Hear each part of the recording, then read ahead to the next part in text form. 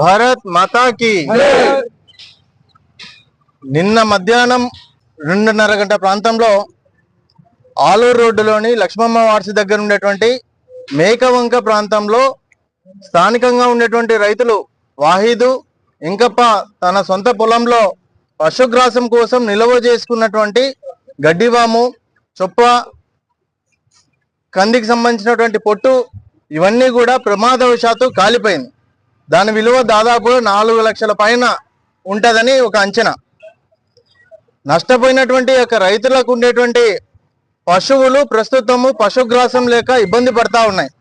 కాబట్టి భారతీయ జనతా పార్టీ ఆధ్వర్యంలో ఈరోజు స్థానికంగా ఉన్నటువంటి సబ్ కలెక్టర్ కార్యాలయానికి వచ్చేసి సబ్ కలెక్టర్ గారికి వినతి పత్రం ఇవ్వడం జరిగింది. ఏమని, నష్టపోయినటువంటి రైతులకు అత్యవసరంగా రైతు ప్రత్యేక నిధి ద్వారా 4 లక్షల రూపాయల నష్టపరిహారాన్ని వాళ్ళకు అందించేటువంటి ప్రయత్నం చేయండి.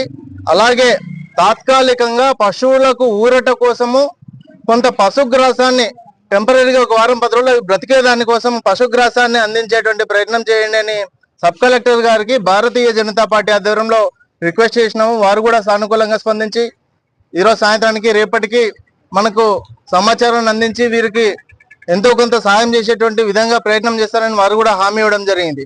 కాబట్టి ఎక్కడ ఏమి జరిగినా రైతులందరికీ కూడా భారతీయ జనతా పార్టీ అండగా ఉంటుందని ఈ సందర్భంగా తెలియజేస్తున్నాను. భారత్ మాతాకి